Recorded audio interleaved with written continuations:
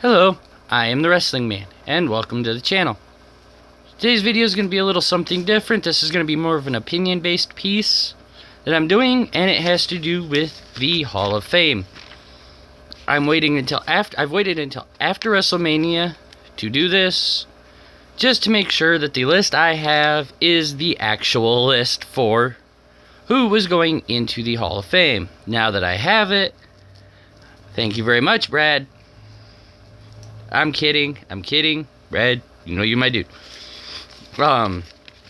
Anybody who doesn't get that joke, you can follow my Twitter. I will try to do my best to link it down below. With that being said, let's get on it. That being said, let's get on it. So, the Hall of Fame was started back in 1993 after the passing of Andre the Giant. And bear in mind that a lot of what I'm going to say is not fact. I will not tote it as fact, merely my thoughts on it. And one of the things I think is that the Hall of Fame was started as a way for the WWE to really honor what they saw as one of their very big, literally and figuratively, legends at the time, which was Andre the Giant, who had just passed on from a disease that wreaked havoc with his body. I don't remember the name of the disease. If somebody can help me and put that in the comments down below, I will be sure to upvote your comment to the top of my list. So with that being said, let's get on this.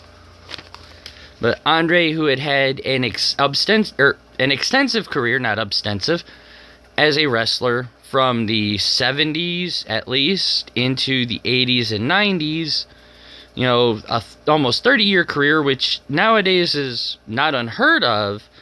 Back then, for somebody like Andre especially, to have the disease he had, coupled with there was no treatment back then. A lot of people will say, well, what about Big Show? He has the same disease. Yeah, he has the same disease. But Big Show gets treatment for it. Whereas back in the 80s, 70s, 80s, and 90s, they didn't have treatment for it.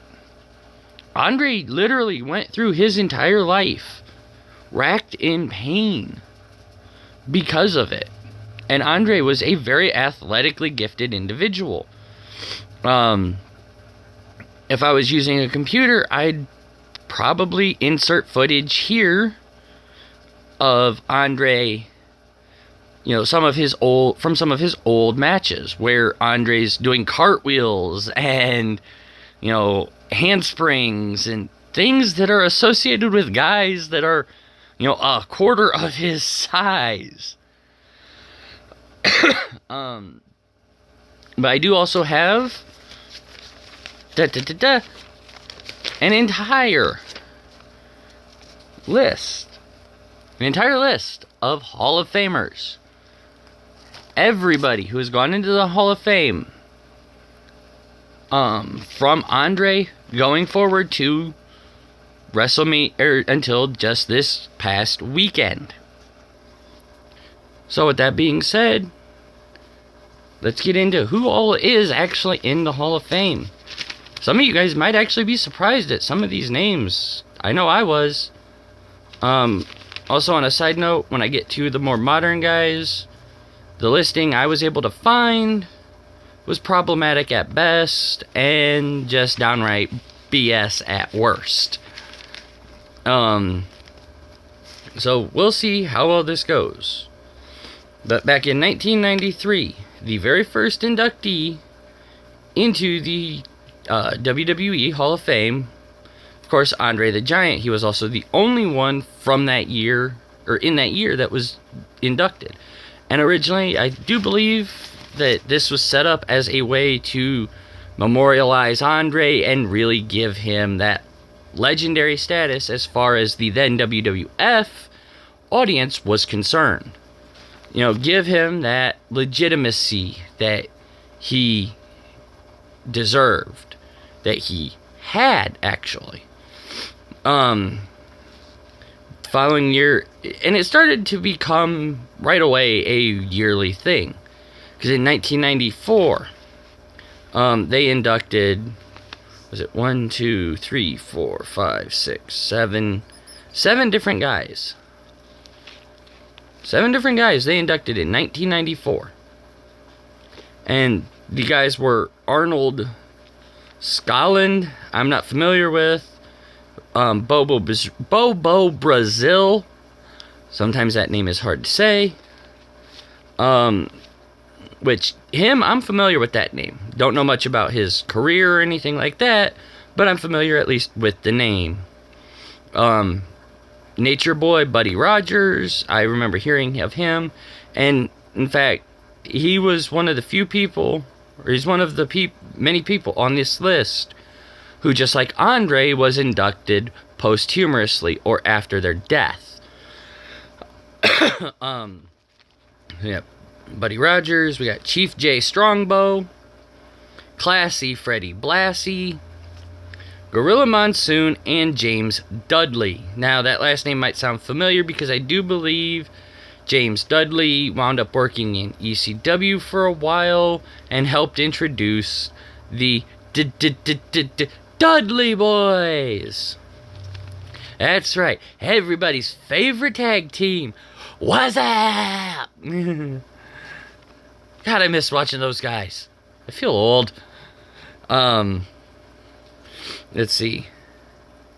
Antonio, the following year, in 95, they inducted 1, 2, 3, 4, 5, 6, 7. 7 more people.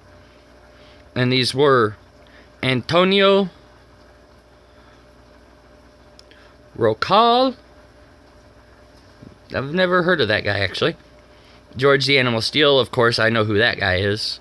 The Fabulous Moolah, and I know that name brings up some controversy, and people have probably been wondering why I haven't touched it. Truth be told, I don't want to go near it. I knew nothing of that story, when I was growing up, or, even later on down the line.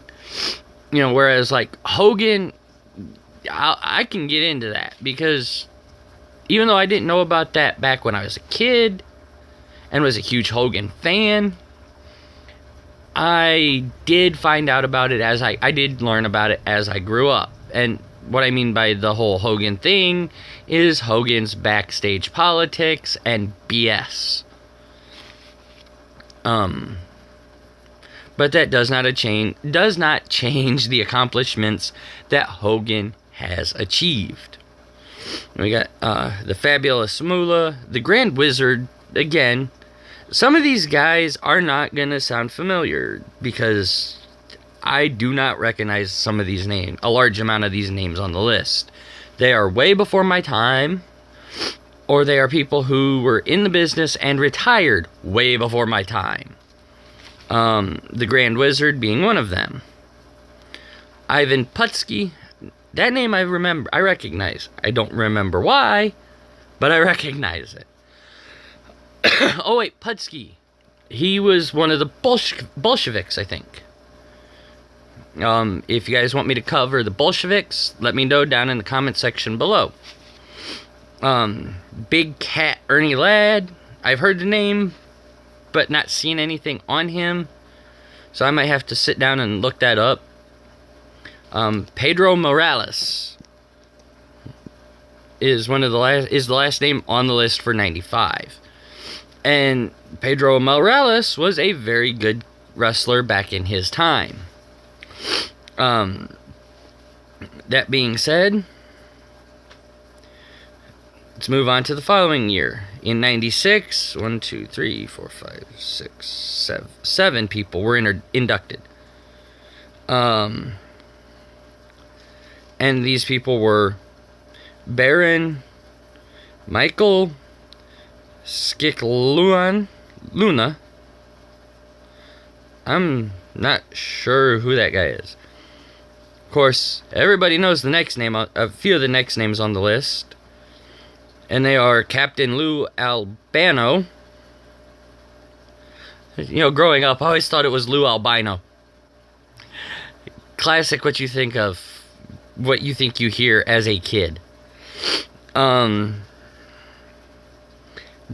Superfly Snuka,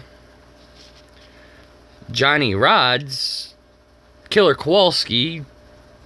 He's actually very famous, especially considering a lot of guys who have either wrestled for WCW and struck it big there, or guys who have wrestled for all of the major promotions since the 80s, 90s, have trained with Killer Kowalski. Unfortunately, Killer Kowalski's name is also linked to, if I remember right, something very bad in ECW referred to as the mass transit incident. If you want me to cover that one, again, let me know down below. See, Pat Patterson, I'm not touching that can of worms. And Vincent J. McMahon. Yes, I stole the Matt Hardy way of saying it. This is, of course, Vincent Kennedy McMahon's father, the founder of what is now the WWE. However, he founded it as the WWWF, or World Wide Wrestling Federation, which when Vince took it over, he shortened it to just the World Wrestling Federation.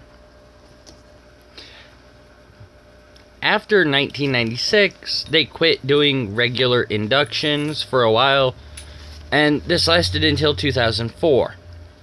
By 2004, they figured they had gathered enough of their own talent to be able to really start inducting guys who had done big things for the WWE only.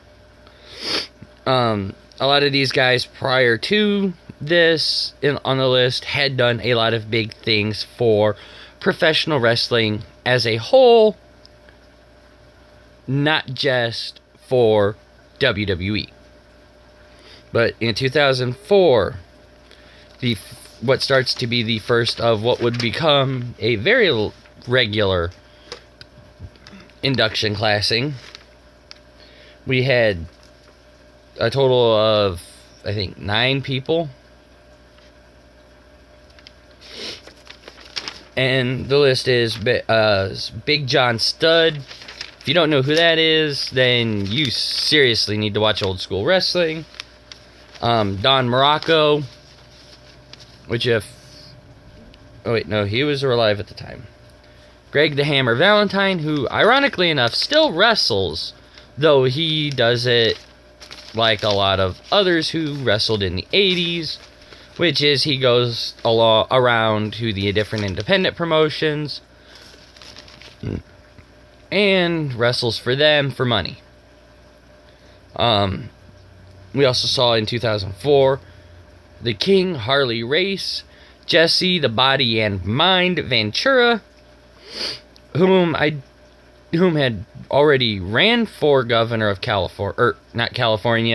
Minnesota, and had won and had served his time and had quit running.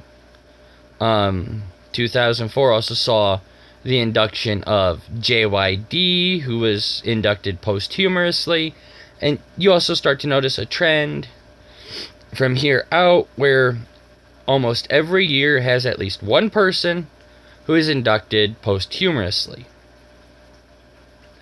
Sergeant Slaughter, Superstar Billy Graham, Tito Santana, Bobby the Brain Heenan, and that was it. And honestly, that's a whole other story I would love to cover, and if you guys would love to see it, again, let me know.